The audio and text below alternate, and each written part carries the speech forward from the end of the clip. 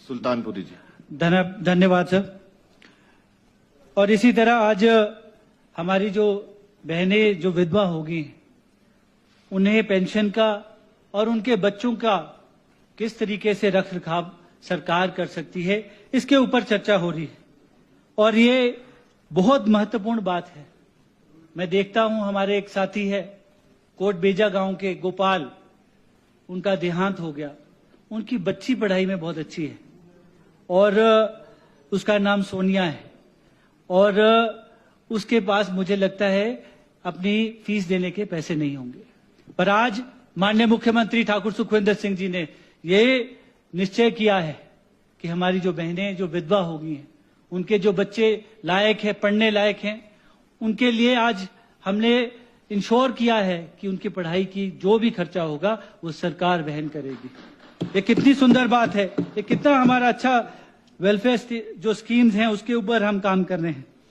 आज टूरिज्म के ऊपर हम बात कर रहे हैं।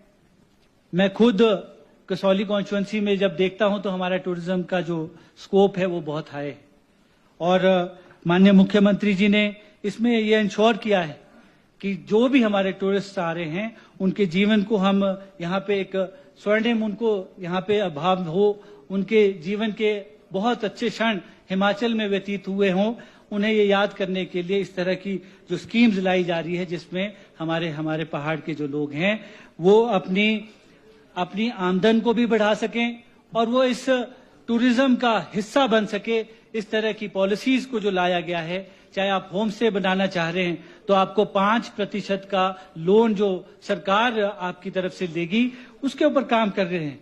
आज होम स्टेज के लिए बहुत प्रोत्साहित करने की कोशिश की जा रही है। वेलनेस सेंटर के ऊपर हमारी तरफ से कोशिश हो रही है, हेलीपैड्स के ऊपर हमारी कोशिश हो रही है और रिलीजियस टूरिज्म के लिए हम काम कर रहे हैं।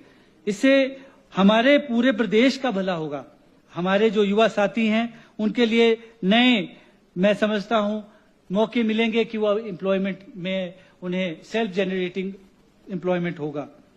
आज जो वूल मार्केट है उसको भी एक प्रोत्साहन मिला है और वूल मार्केट में जो जीपीएस के द्वारा हमें आइडेंटिफाई करने के लिए एक तरीका बना है, उसमें बेस्ट ट्वीट जो अगर होगा तो वो हमारे प्रदेश का होगा, ये मैं बताना चाहता हूं और वो महंगे महंगे दामों पे बिकेगा। और जो हमारे साथी हैं उन्हें भी मैं ये बतलाना चाहता हूं, अगर वो बजट पढ़ लेते तो उन्हें जानकारी हो जाती कि जो हमारे भाई जो भेड़ पालक है उनके जीवन को मैं समझता हूं अगर किसी ने संरक्षण दिया है और पहली बार दिया है तो माननीय मुख्यमंत्री ठाकुर सुखविंदर सिंह जी ने दिया है। आज डेयरी डेवलपमेंट के ऊपर काम हो रहा है, आज प्रोसेसिंग प्लांट्स के ऊपर काम हो रहा है। उसमें ये जो झलक है, माननीय हमारे जो प्रथम मुख्यमंत्री डॉक्टर यशवंत सिंह परमार जी है, उनकी सोच उसमें रही है और मैं समझता हूं आज माननीय मुख्यमंत्री जी जिस तरह से हमारे फाउंडर मुख्यमंत्री जी ने काम किया है उसे आगे ले जाने का काम माननीय मुख्यमंत्री ठाकुर सुखविंदर सिंह जी कर रहे हैं। Sultanpuri ji, please start winding up now. Sir, budget इतना सुंदर है, वाइंड अप करने के लिए बड़ी मुश्किल हो रही है। आप औरों को जो सेंसेशनल बातें कर रहे हैं उनको तो आप फटाफट भिजवा रहे हैं, हम थोड़ी सीधी बात करना चाहते हैं। नहीं बेटा, रिक्वेस्ट मुझे अभी कॉन्स्टिट्यूएंसी के कुछ मसले हैं, थोड़ा जल्दी कर लीजिए। आपका धन्यवाद है। मैं सर, मेरे कॉन्स्टिट्यूएंसी में एक बड़ा हमारे लिए दिक्कत आई जब राष्ट्रीय उच्च मार्ग बना। उस समय जब वह बना है उससे जो नुकसान हमारे ग्रामीणों को भी हुआ है उसके ऊपर अभी तक राष्ट्रीय उच्च मार्ग के जो पदाधिकारी हैं, जो भी लोग हैं, उन्होंने ध्यान नहीं दिया है। लोगों के घरों के अंदर ड्रेनेज सिस्टम को कर दिया और उसकी वजह से एक मैन मेड डिजास्टर के रूप में हमारे जो लोग हैं और आने वाले हमारे सारे कॉन्स्टिट्यूएंसी के हिमाचल में राष्ट्रीय उच्च मार्ग जहां बन रहे हैं, मैं आपको भी अवगत करवाना चाहता हूं कि जिस तरह से गलत डीपीआर्स बनाई गई और सबसे ज्यादा अगर नुकसानदायी जो सड़क बनी है वो परमाणु टू सोलन बनी है और हमारे ग्रामीण के जो लोग हैं उनके साथ बड़ा उससे नुकसान हुआ है। ये सचेत करने के लिए मैं सभा में बोलना चाह रहा हूं। साथ में उसी में जब हमारे धर्मपुर से ये राष्ट्रीय उच्च मार्ग निकला, सारी की सारी दुकानें तोड़ दी गई। उन्हें रिहैबिलिटेट करने के लिए मैं माननीय मुख्यमंत्री जी के समक्ष ये बात रखना चाहता हूं कि वहां पे एक बड़ा बस स्टैंड बने और उसी में एक शॉपिंग मॉल हो, और जो वहां से जिन्हें डिस्प्लेस हुए हैं जो लोग, उन्हें अकोमोडेट करने के लिए हम प्रयास करें। इसी तरह एक डिस्पैरिटी मैं देखता हूं हमारी कॉन्स्टिट्यूंसी में। जब चुनाव आए थे तो चुनावों के दौरान मेरी कॉन्स्टिट्यूंसी में धर्मपुर स्पेसिफिकली मैं बोलना चाहता हूं, वहां पे एक थड़े का ठाकुर द्वारा है, उसके सामने वाले जो लोग हैं उनको साडा में डाल दिया गया, और जो वो पहाड़ की दूसरी साइड को हैं उनको टीसीपी में रखा गया। और दूसरी जगह कुम्हारट्टी में वैली एक्ट लागू है, कोटी में वैली एक्ट लागू नहीं है। ये डिस्पैरिटी जो है इस एक्ट के द्वारा, इसके ऊपर मुझे आज चिट्ठी भी आ रही है लोगों की, वो ये कह रहे हैं कि ये क्लैरिटी नहीं है। एनजीटी के आदेशों द्वारा हमारे लोगों का बड़ा नुकसान हो रहा है, और मैं सरकार का ध्यान रखना चाहता हूं, क्योंकि जब पिछली सरकार थी तो उस समय वहां पे गोलीकांड भी हुआ, काफी नुकसान हमारे लोगों का हुआ है। तो मेरा आपसे अनुरोध है कि इसके ऊपर हम कुछ काम करें। सर, मैं सिर्फ 2 मिनट लूंगा, बहुत महत्वपूर्ण पार्ट है। मेरी कॉन्स्टिट्यूंसी में कंटोनमेंट में बहुत वर्षों से, अंग्रेजों के आने से पहले वहां पे कंटोनमेंट्स बनी हैं। 3 कंटोनमेंट्स मेरी कॉन्स्टिट्यूंसी में हैं, और वो यहाँ पे पुष्ट दर पुष्ट बसे हुए हैं।